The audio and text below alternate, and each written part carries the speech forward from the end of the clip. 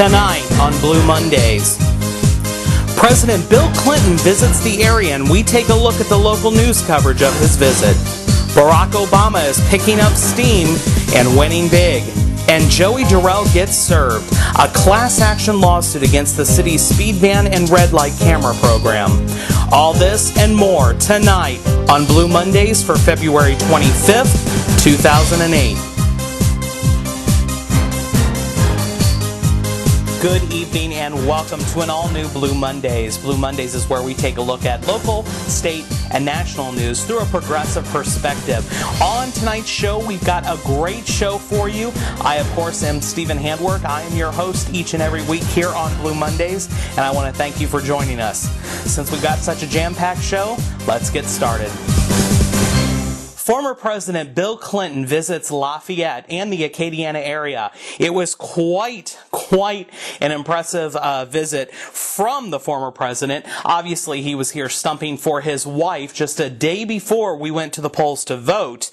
While I've often been critical of the local media for their coverage, especially when it comes down to partisan politics, those sorts of information, I have to tell you, I was really impressed with the reports both from KATC as well as KPLC. KLFY, not so much. They didn't cover it nearly as much as I would have liked them to seen. They did make mention that he was here. That's basically all they said. It was actually kind of sad. But first, I want to bring you some of this coverage and you make the judgment call for yourself. First up, KATC.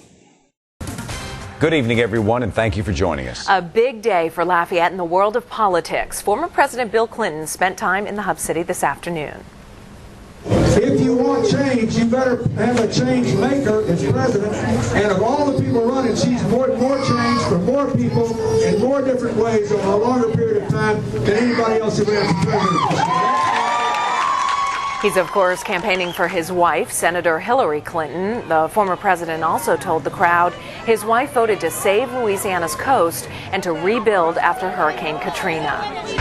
3's Marcel Fontenot joins us live on the street from North University, where the president visited today. Marcel? Yes, we have White Country Cuisine. Well, former Councilman Chris Williams, whose family owns this restaurant, says he was contacted by the Democratic Party about possibly having President Clinton come here, and the restaurant could accommodate. Now, the second question, how much preparation went into all of this? Well, there are lots of logistics, obviously, to work out with Secret Service, city security, and party officials. Phone calls and conference calls started early yesterday morning and lasted throughout the night. And the third question, what did President Clinton have to eat while he was here at Country Cuisine? Well, he didn't eat inside the restaurant, but he did take a plate to go. President Clinton left with catfish jambalaya, corn, and potato salad. The meal will now be known as the Bill Clinton plate here at Country Cuisine. Now let's talk politics. Lots of people out here today had mixed views on Bill Clinton being here instead of Hillary Clinton.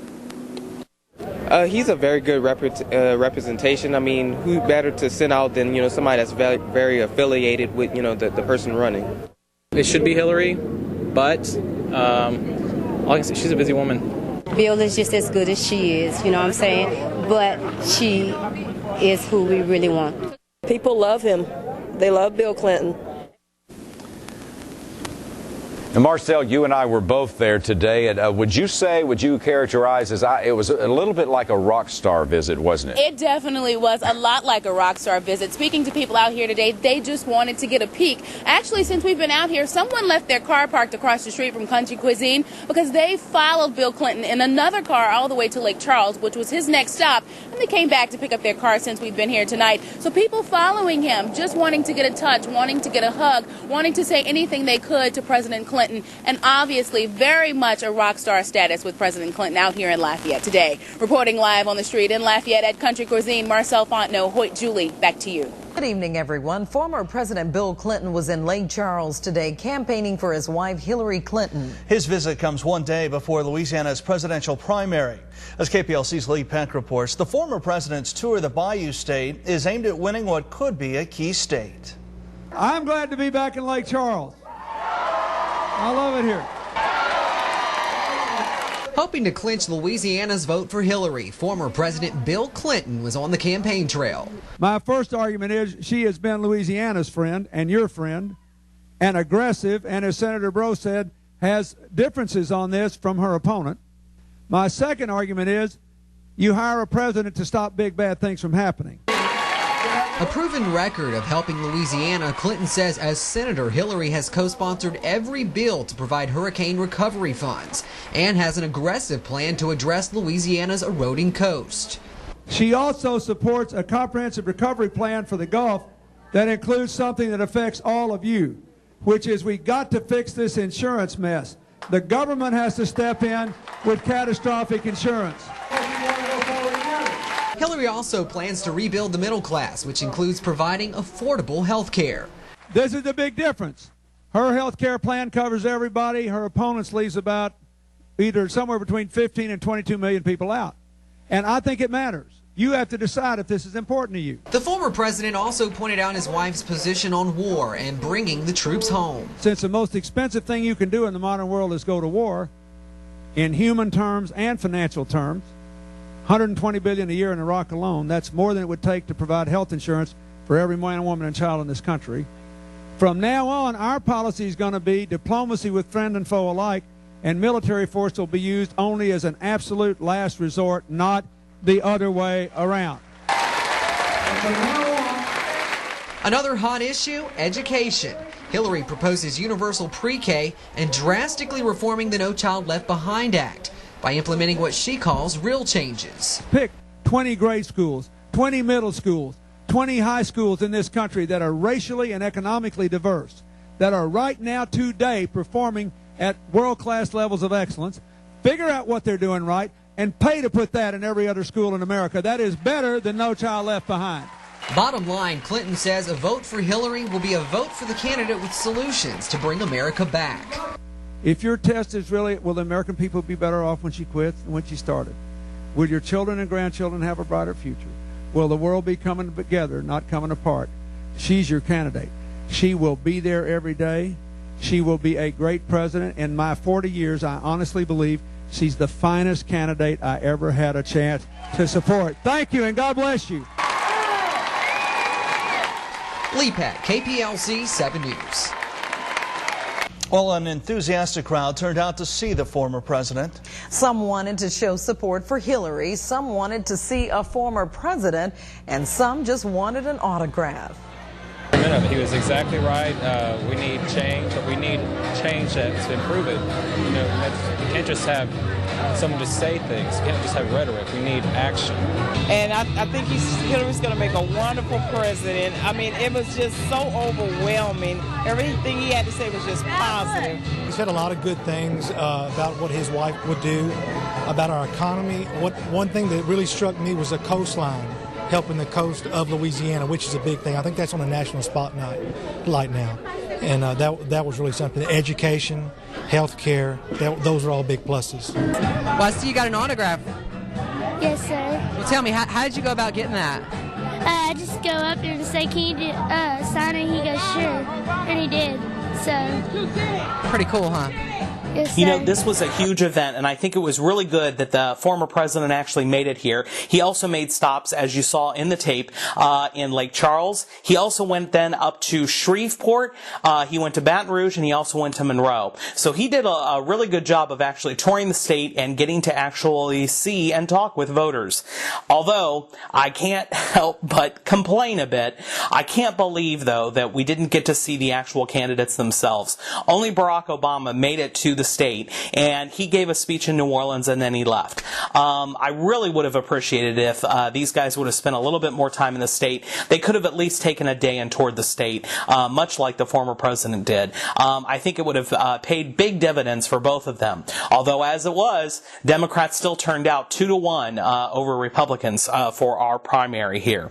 Obama won the majority, though. Obama does win the delegates from Louisiana. He he wins just a little bit over half is how this will actually break down. Now, here in the 7th Congressional District, because we break this up, we have a total of 6 delegates that will be going to the National Convention, and out of those, Barack Obama gets 3 and Hillary Clinton gets 3. It's right now unclear as to how, if it'll be 3 males and 3 females. Well, we know it'll be 3 males and 3 females. It'll just depend on who gets 2 males and who gets 2 females. That will all be worked out in the delegate selection process. But congratulations to Senator Obama. I think he did a great job. But the Republicans, not so much. Mike Huckabee actually won here in Louisiana, except the Republican Party just got together and decided, well, you know what? That doesn't really count. We're going to go ahead and give all of our delegates, or at least most of them, over to McCain. I can't tell you, but there are a lot of Republicans that are very upset about this. More news on that in the future. Obama definitely takes the lead. Obama has been sweeping this past week and a half. He swept the Potomac primary, as they call it. That's the Maryland, Washington, D.C. area. And he won all 3 of those contests that night, which was quite impressive. And he took that. But again, he's not winning by huge majorities, so it's not really giving him that much of a bounce in delegates. He is in the lead right now. Let's take a look at the actual breakdown from CNN.com. Here is the breakdown for the delegates as of right now. Obviously, here you can see that McCain is clearly in the lead on the Republican side. They need 1,191. He's almost there. And this, before press time, we don't know the results yet of Wisconsin yet, so those numbers will obviously be added into that. Huckabee at a very distant 217. Again, he would have gotten those votes from Louisiana if they actually awarded them correctly, but nope, not so much. The Republican Party bosses jumped in and said, not so fast. Hillary Clinton, as you can see, she's at 1,212 total delegates. She has 978 pledged delegates, and she has 234 super delegates. But Barack Obama is actually leading her by 41 delegates right now. Obama has 1,263 of that. 1,102 of them are pledged, and 161 are actually super delegates. Again, 2,025 are actually needed in order to put the Democrat over the top. All eyes now are focusing on Ohio, Texas, and Pennsylvania. Senator Clinton must sweep all 3 of those states, and she must do it by a sizable margin. If she doesn't, she's out. There's going to be a very difficult time, or a very difficult way for her to make an argument for her to stay viable if she doesn't win those states and win them well. The worst thing that I think that can happen for the Democratic Party is for her to win by like 51-49, so that there's really no difference there. That would be really bad for us, because that means that this keeps on going. We go clear into March, we go clear into April before this is actually decided. And Lord knows we need to find a candidate, and I think we need to find it now.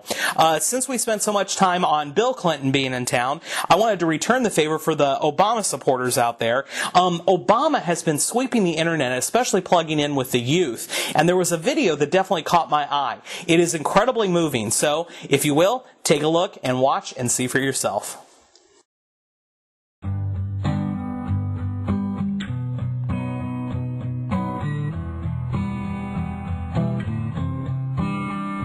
It was a creed written into the founding documents that declared the destiny of a nation. Yes, we can. It was whispered by slaves and abolitionists as they blazed the trail toward freedom. Yes, we can. Yes, we can. It was sung by immigrants as they struck out to the shore, pioneers pushed westward against unforgiving wilderness. Oh, yes, we can. It was the call of workers organized, women reached for the ballots, a president who chose the moon as our new frontier, and a king who took us to the mountaintop, pointed the way to the promised land. Yes, we can to justice and equality. Yes, we can. Yes, we can. Yes, we can. Yes,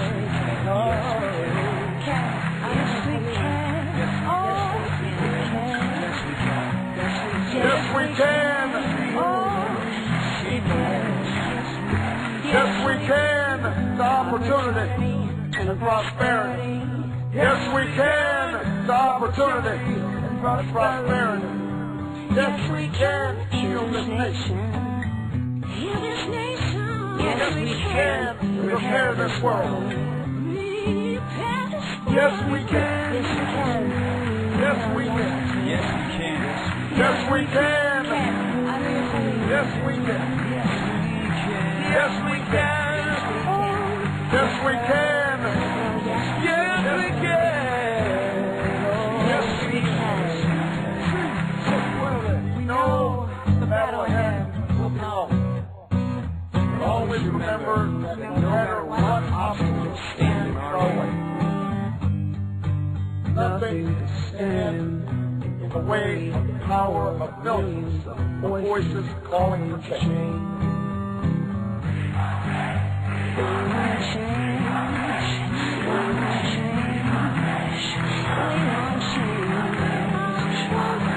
We have been told we cannot do this by a chorus of cynics. They will only grow louder and more distant. We've been asked to pause for reality check. We've been warned against offering the people of this nation false hope. But in the unlikely story that is America, there's never been anything false about hope.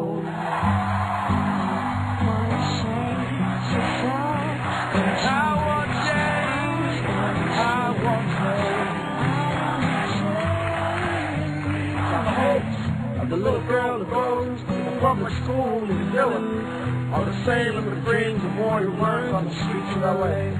We will remember that there's something happening in America. That we are not as divided as our politics suggest. That we are one people, we are one nation, and together we will begin the next great chapter in the American story with 3 words that will ring from coast to coast, from sea to shining sea. Yes, we can. Yes, we can. Yes, we can. Yes, we can. Yes, we can. Yes, we can. Yes, we can. Yes, we can. Yes, we can.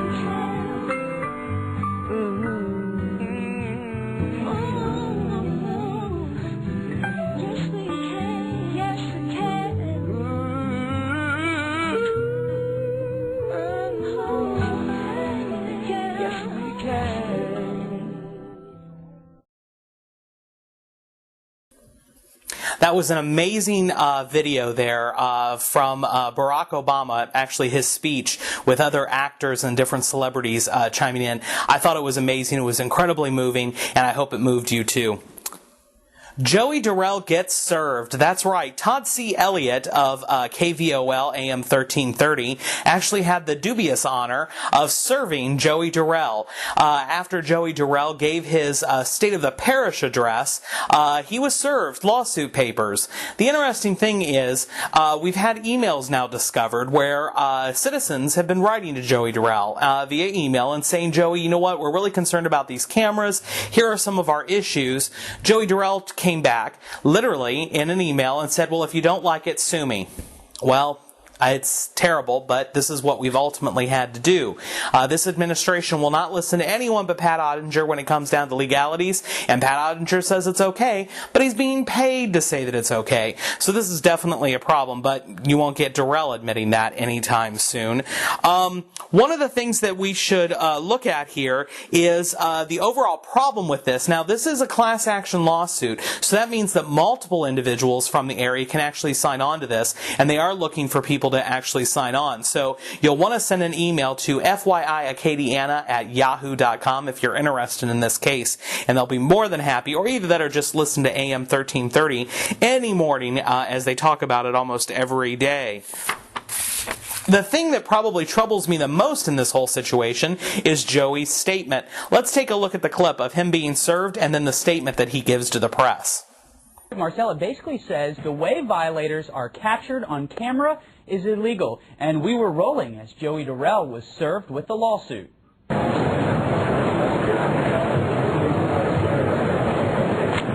Joey Durel was not amused as he quickly dropped the lawsuit served to him as he left the stage after his State of the Parish address. I think they should be ashamed of themselves.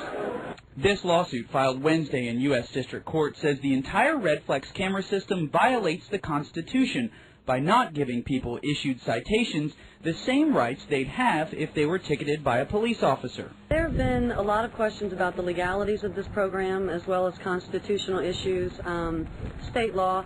What we want is for an American judge to give us some clarity on the issues. Stephanie Ware filed the suit. Her attorneys say the way the parish has shifted some traffic laws to civil enforcement goes against state law. Also, they claim we all have rights to confront our accuser, in this case a police officer, in court. What if the answer is the cameras are okay? Well, the judge is the judge. I would like them to go apologize to the parents of people, apologize to those parents who have lost children in horrible accidents on Ambassador Caffrey and other roads in Lafayette because of people speeding. The arrogance of this man. I cannot believe it. For him to go on record like this. First off, let's just talk about this for a second. Joey Durel brings up the tragic deaths of those teenagers, which is horrible, and my heart grieves for them. It really does. My problem, though, is, Mr. Mayor, is that if you were so concerned about this, why has your traffic and transportation department not put in any cameras out where these accidents happen? That's my first problem. My second problem, of course, with this whole entire mess is that cameras do not stop people from these actions. All it does is catches them. If we had police officers on the beat actually patrolling, we are 22 officers down in our police department, reports show. If this mayor was doing his job and actually had a full staff of police officers, perhaps maybe this wreck, perhaps maybe future wrecks would not happen. Again, these cameras will not stop anyone from speeding. All they do is take a picture of the person doing it. It's unbelievable to me. However, let's take a look at this a little bit deeper. Joey Durel's arrogance didn't start with this program. Let's take a look at this clip from 2005. I feel that the committee is serving the purpose that was envisioned at first. In other words, with some of the guidelines and restrictions, that we have to follow. And I think I've asked this before. Are we going to continue misleading the federal government and say everything is okay as far as the disabled citizen just to get that federal fund from the federal government? And I would like Mr. Durel to respond on that as far as what, how he sees this committee coming along.